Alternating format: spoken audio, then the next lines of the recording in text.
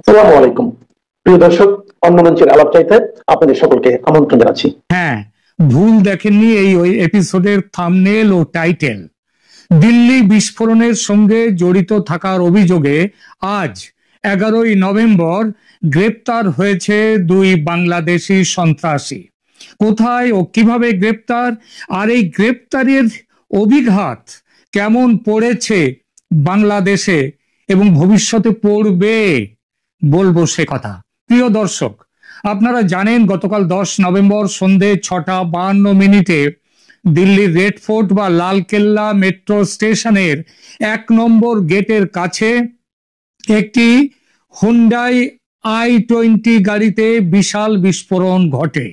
এই খবর আপনারা ইতিমধ্যে জেনে গেছেন। বিস্ফোরণে সর্বশেষ পাওয়া খবর অনুযায়ী 13 জন সাধারণ মানুষের মৃত্যু হয়েছে, আহত হয়েছে বেশ কিছু, তাদের মধ্যে মারাত্মক আহত বেশ কয়েকজন। সুতরাং মৃত্যুর সংখ্যা আরো বাড়তে পারে। প্রাপ্ত তথ্য অনুযায়ী মোট 3 জন আরোহী ওই i20 গাড়িতে চেপে পার্কিং লটে আসেন দুপুর 3:19। সেখান থেকে 6:48 পর্যন্ত প্রায় 3.5 ঘন্টা গাড়িটি সেখানে ছিল। গাড়িতে 3 জন আরোহীর 2 জন সঙ্গী নেমে যান। গাড়িতে একা বসেছিল একজন। যিনি বসেছিলেন তার নাম ডাক্তার উমর মোহাম্মদ। তিনি ডেটোনেটর দিয়ে বিস্ফোরণ ঘটান, নাকি তার সঙ্গী 2 জন দূর থেকে রিমোট কন্ট্রোল টিপে বিস্ফোরণ ঘটায়, সেটা দিল্লি পুলিশ ও গোয়েন্দা সংস্থাগুলো এখনো ঠিক বুঝতে পারেনি। ফরেনসিক তদন্ত চলছে। প্রধান অভিযুক্ত হচ্ছেন ডাক্তার উমর মোহাম্মদ, তিনি নিহত। তিনি ছাড়া আরো 9 জনকে কাশ্মীর, হরিয়ানার ফরিদাবাদ ও গুরুগ্রাম থেকে ইতিমধ্যে গ্রেপ্তার করা হয়েছে, যাদের মধ্যে ফরিদাবাদের ডাক্তার শাহিন সাইদ নামে এক মহিলা চিকিৎসক আছেন। তিনি জঈশ-ই-মোহাম্মদের নারী শাখার নেত্রী। এই সন্ত্রাসী কাণ্ডে পাকিস্তান ভিত্তিক জঈশ-ই-মোহাম্মদ এবং আনসার গাজওয়াতুল হিন্দের জড়িত থাকার প্রমাণ মিলেছে। সুতরাং অপারেশন সিন্দুর পার্ট 2 শুরু হওয়ার সম্ভাবনা প্রবল, কারণ ভারতের বুকে সন্ত্রাস সৃষ্টির কাজে যারা ও যে দেশ জড়িত থাকবে তাদের বিরুদ্ধে সামরিক অভিযান হবে, এটাই ভারতের সর্বাধুনিক নীতি।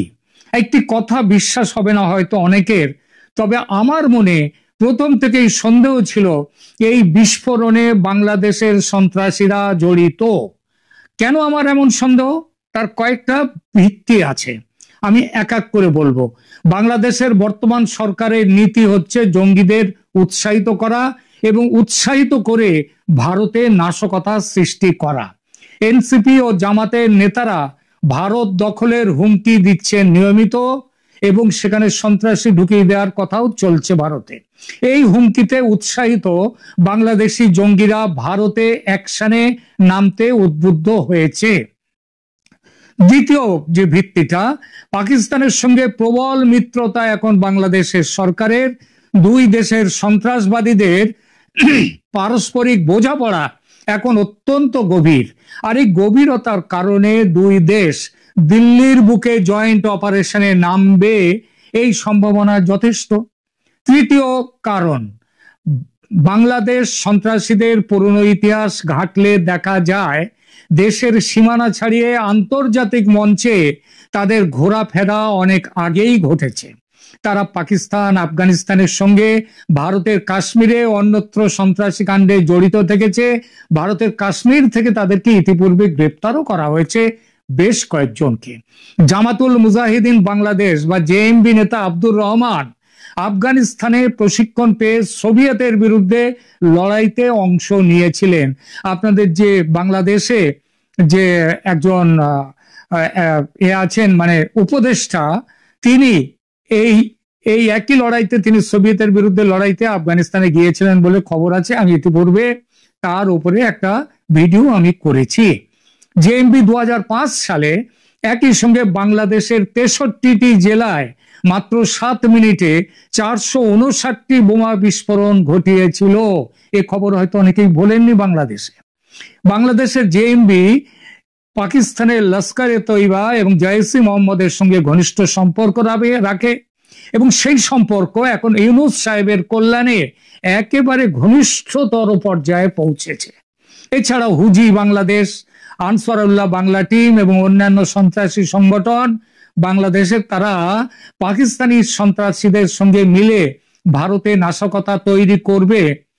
ভারত সরকারের গোয়েন্দা সংস্থাগুলো এই খবর বেশ কিছুদিন ধরেই দিচ্ছে। আগে বাংলাদেশ থেকে সন্ত্রাসীরা ভারতে নাশকতা করতে আসতো তাদের সংগঠন থেকে কিংবা এবং সংগঠন থেকে ব্যক্তিগত স্তরে। এখন সেইটা বাংলাদেশের সরকার সেই দায়িত্বটা নিয়ে তাদেরকে পাঠিয়ে দিচ্ছে ভারতে। বাংলাদেশের কিছু সামাজিক মাধ্যম খবর দিচ্ছে, আমার চতুর্থ এই ধারণা করার কারণটা বলি। তারা বাংলাদেশের কিছু সামাজিক মাধ্যম খবর দিচ্ছে বিস্ফোরণের পর বাংলাদেশ সরকারের উপদেষ্টারা অনেকেই ভারতের আক্রমণের ভয়ে কাঁপতে শুরু করেছে। কেন কাঁপুনি? কারণ ওই যে ঠাকুর ঘরে কেড়ে আমি তো কলা খাইনি। কারণ তাদেরও অনেকের সন্দেহ এই বাংলাদেশের উপদেষ্টাদের যে বাংলাদেশের সন্ত্রাসীরা এই ঘটনার সঙ্গে যুক্ত আছেন, কারণ এটা তাদের কাছে খবর আছে।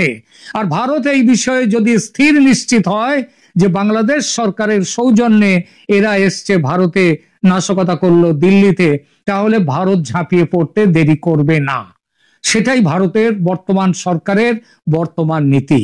সুতরাং ভয় তো পাবেনি বাংলাদেশের উপদেষ্টারা, ইউনূস এবং তার চ্যাংব্যাংরা। তারা নিজেদের মধ্যে এমন কথাও বলছেন যে আক্রমণের বাহানা খুঁজছিল ভারত, এবার সেটা পেয়ে গেল। সুতরাং বাংলাদেশের সন্ত্রাসীদের যে দিল্লি বিস্ফোরণে জড়িত না থাকলেও ভারত নাকি তাদেরকে জড়িয়ে নেবে, নিয়ে আক্রমণ শানাবে। এবং সর্বশেষ খবর হলো, আমার কারণ হলো নির্বাচন স্থগিত রাখার চেষ্টায় ইউনূস সরকার চাইছে ভারতের সঙ্গে একটা ছোটখাটো যুদ্ধ বাঁধুক। তাদের মাথায় এইটা নেই যে শেকরা ঠুকঠুক কামারের এক ঘা। এতদিন ধরে ঠুকঠুক করছিল ইউনূস সরকার ভারতের বিরুদ্ধে, ভারত ব্যবস্থা নেয়নি। এইবার ভারত একটা বড় কামারের ঘা মেরে একবারে ঠুকঠুকানি বন্ধ করে দেবে। এইসব কারণে আমি সন্দেহ করেছিলাম বাংলাদেশের সন্ত্রাসীরাও দিল্লি কাণ্ডে থাকতে পারে।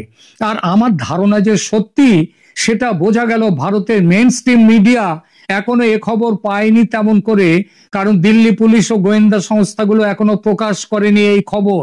আমার সূত্র গোপন কিন্তু নির্ভরযোগ্য, ভুল হওয়ার নয়। কি বলছে আমার গোপন সূত্র? বলছে নিহত জঙ্গি ডাক্তার উমরের সঙ্গে আর যে দুজন ছিল তারা বিস্ফোরণের অনেক আগেই গাড়ি থেকে নেমে গিয়েছিল।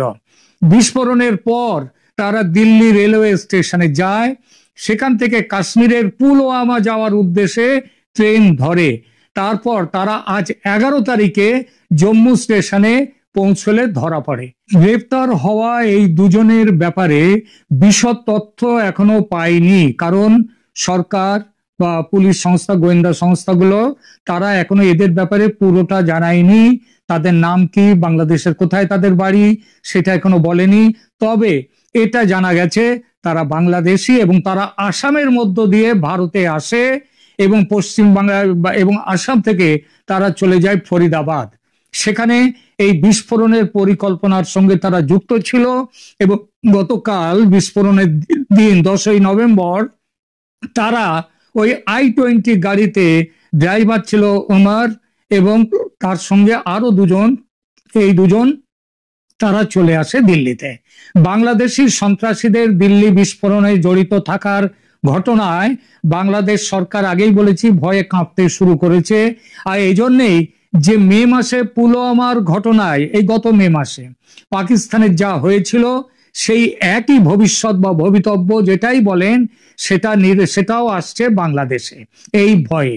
এবং যা খবর পাচ্ছি দিল্লি থেকে, খুব শীঘ্রই বড় কিছু ব্যবস্থা ইউনূস সরকারের বিরুদ্ধে নেবে ভারত।